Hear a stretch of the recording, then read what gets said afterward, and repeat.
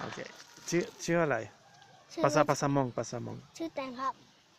แตงครับ แตง ผมชื่อยู you not you ใช่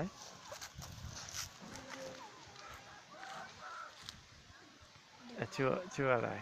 ชื่อดัว ดัว ดัว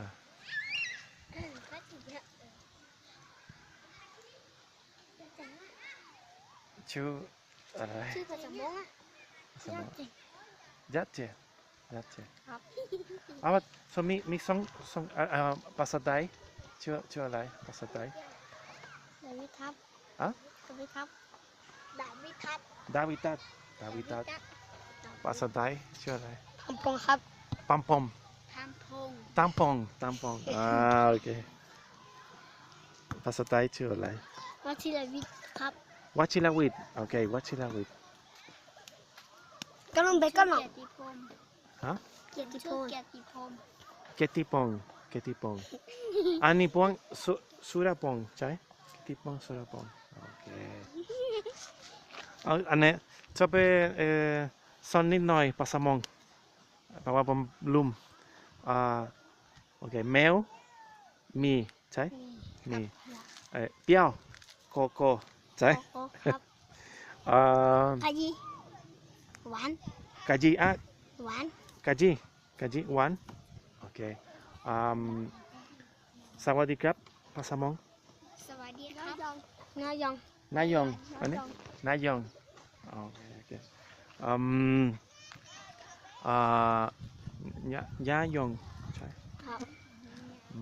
อันนี้ขอบคุณครับวัจโจ วัชโชคือสวัสดี วัชโชอันแม่ เม ภาษามง เม มากันนะ เม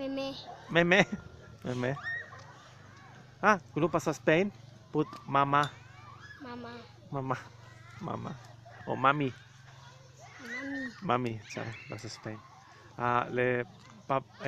po ภาษามง กินข้าวหมดแล้วเหรอ กินข้าวหมดแล้ว กินอะไร no po ภาษามง โป ใช่ โป ใช่แม่โป แม่โปปอ มากันพ่อ ปอคือผู้ชาย ใช่ โปโปยาจีโอ้ใช่ยาเตอ โอเคแล้วพูดกินข้าวอะไร กินข้าวปลาทู กินข้าวปลาทูโซข้าวทูใช่แต่เอื้อกะตา โอเคอันนี้ drink ดื่มno ไม่รู้ภาษาไทยดื่มใช่ภาษาไทยดื่มกินข้าวนี่ดื่มน้ำยาดีวายใช่หดเด้ดื่มน้ำครับ ฮะ ดื่มน้ำครับ ใช่ดื่มน้ำภาษามง หดเด้ ฮะ โหเด้ โกเด้ ฟังอุ้มก็ตก again คุณเต้ คอนเด้ดื่มใช่โอเค